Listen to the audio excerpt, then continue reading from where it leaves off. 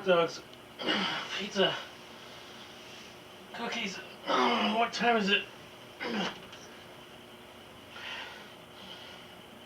Ah, crap, I'm late.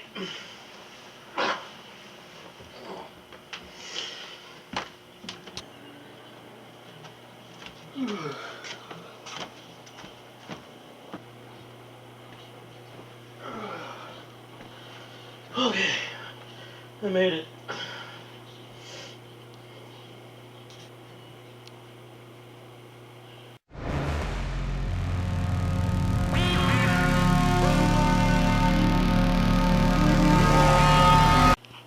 Hello, folks, and welcome to Action Angling, the quarantine sessions.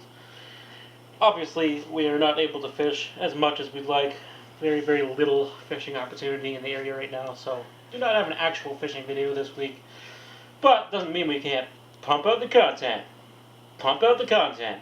We're going to be having a little cookout session today. I'm going to be telling you how my age-old cure for all sorts of bait, actually, whether it be roe, whether it be sardines, smelts, minnows, any kind of bait can be cured with this simple home cure, and even colored. You don't need to buy that Potsky stuff. You can do it in your own house with your own ingredients, provided you have these minimal ingredients on hand. One of them is water, so I hope you have some of that. So yeah, today's choice of bait that we're going to be curing is going to be pike eggs. And a lot of people don't use them for bait, but they're actually, eggs are eggs to fish, number one. They're really small, but they will catch steelhead, just the same as other eggs will. A lot of people are like, oh, I gotta have brown trout eggs or whatever. You don't. It's eggs are eggs. But the good thing about the pike eggs is they're really stinky, really sticky, so you can use them for other things like catfish. Not so much carp. Carp don't really eat eggs. Doesn't really go along with popular belief, but they don't really eat eggs. That's why you barely ever catch them on a roe bag. They have to be starving. Suckers will eat eggs. Anywho, let's get to curing up some bait. Showing you how to do it anyway. I'm going to start with our brine. So here is our basic ingredients for this simple cure that I've been using forever.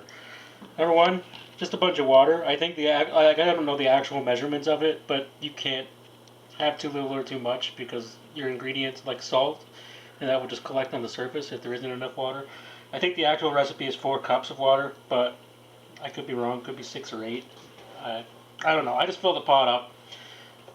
Salt, regular table salt. Doesn't need to be kosher. Doesn't need to be uniodized or sea salt or anything like that. Those things might be a better choice, but it's what I've always used forever. Regular table salt. Brown sugar. Plain old-fashioned brown sugar. And if you want to add some color, straight up food coloring. I like Clubhouse. We can go with red today. So, simple. So we're gonna, I haven't even opened yet. Don't go through a lot of salt in this house.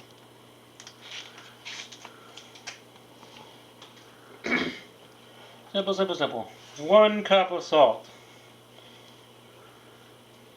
which is quite a bit of salt, but it's important. I'm going to fill that bad boy up. I don't think a cup is actually right to the brim of this because the mixes never work out properly. So we're going to go that much salt. Don't burn the water.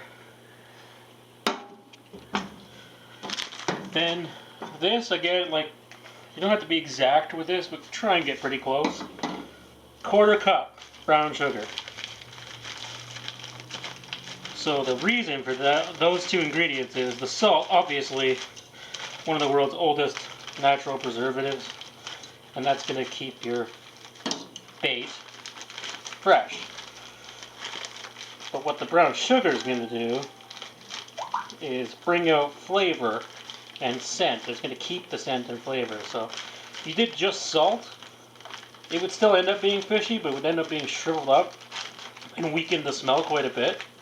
So when you add the brown sugar, for whatever reason, I don't know the scientific reason behind it, but when you add the brown sugar, it keeps the the scent and the flavor au naturel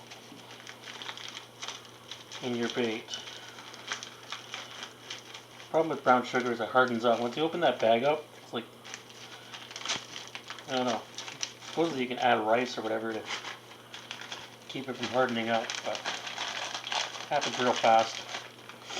Anyways, it's pretty close to a quarter cup of brown sugar in there. Throw that in the water. And then turn it on full blast until it boils. And you're just going to stir it up.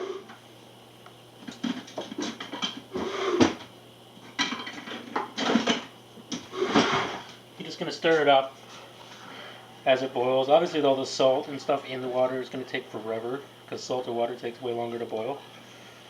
But yeah, we're just going to bring that to a boil. And you get to watch the whole thing. So that has boiled now. I've just taken it off the burner, and now we're going to let it cool down so that we don't boil our eggs. It's going to be a long process. Well, folks, the water has cooled down. So now is when we add our red food coloring, which is add as much as you want. Depends how red you want it to be, or whatever color you choose. I like red.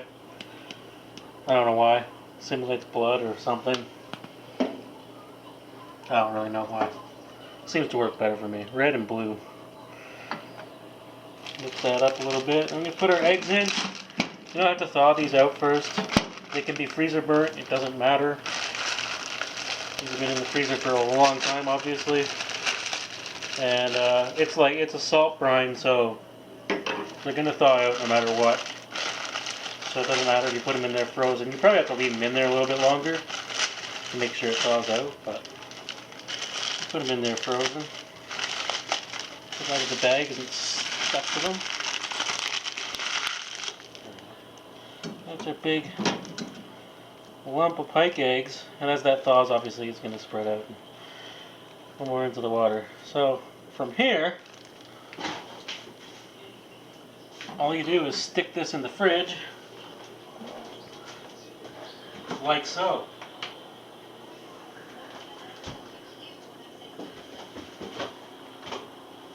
And you're going to leave it there minimum 12 hours. You really can't go too long, but minimum 12 hours. I am going to give it 24 hours just because it's frozen and I have nothing better to do. It's not like I'm using them anytime soon. So we'll see you tomorrow when those eggs have thawed and cured. In the meantime, here's a hot sausage moment. Hot sausage! Well, folks, it is day 2. It has been pretty darn close to 24 hours. Check out our egg sack. So,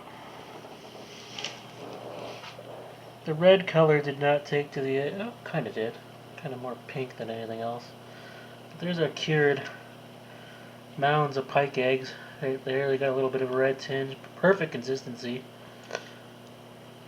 It's like just about as natural as possible, but the difference is these will last a long time outside of the freezer.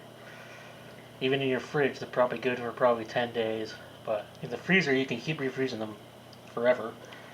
They will get softer and softer the more you refreeze them, but they won't really ever go bad as long as they're in the freezer.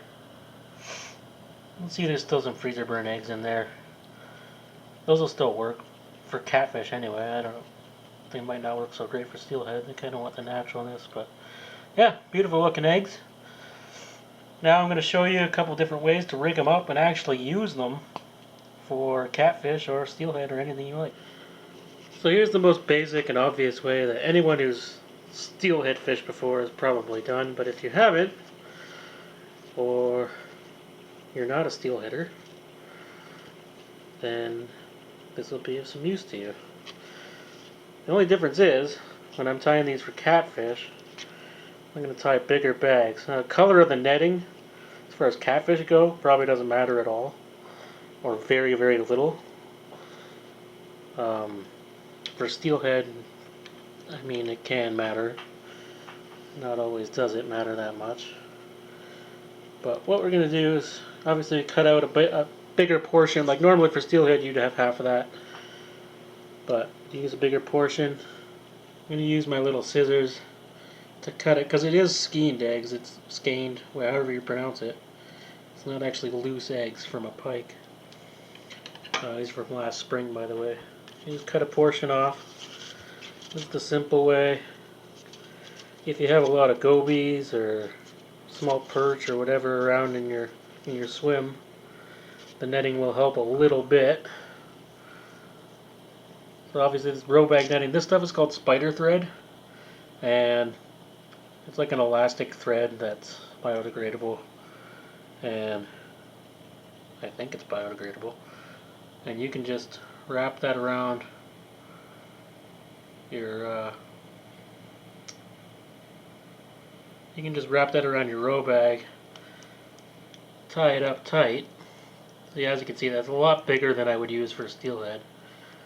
And the eggs can pop and leak out of there, that's fine. It's probably actually better. Make some scent.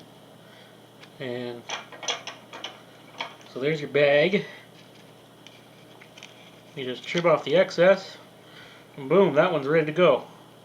Good catfish bait. I've heard it's good sturgeon bait too, but we can't legally fish for those here. For the second method, I've just grabbed, this is like actually a trailer hook for a spinnerbait, but for presentation purposes only, we'll use that hook. It's nice and big and easy to see. So again, we're going to cut a piece of the skein off. A rather large piece. A little bit easier way to do it. If you don't have to worry about small fish, then it's probably the best way to do it. And a lot of people who trip for salmon on the west coast do it this way, with their salmon skeins. So anyways, you can just kind of hook it on the hook like any bait. And your hands are going to get quite juicy doing this. Not nearly so bad as if it was just a straight up fresh roe. And you take your spider thread,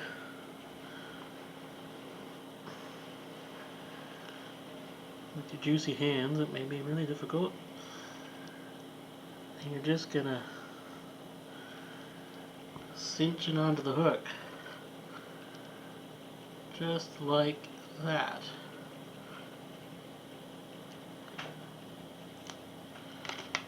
And there you go. That should help keep it on there. Probably want to use more thread than that, but presentation purposes only.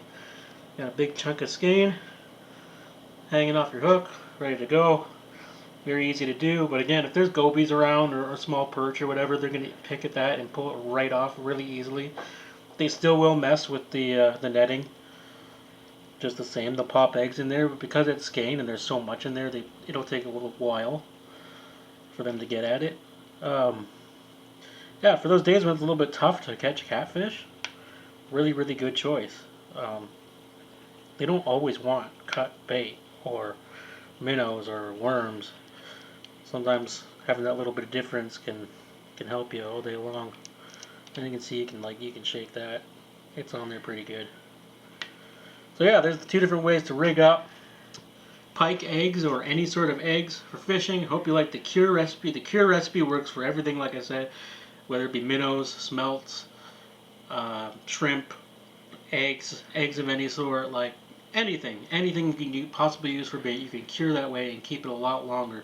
Another thing is I'm going to throw this stuff back in the freezer when I'm done, until I'm ready to use it. When you put it in the freezer, as opposed to having like a hard lump when you bring it out, it will freeze, but it's gonna thaw super fast. So you don't have to worry about like putting your bag of frozen stuff in the water and waiting an hour for it to thaw out. It'll thaw out in like 15 minutes. So probably on your way to the fishing spot, it'll already be thawed and ready to use. That's the big advantage I find with it for me.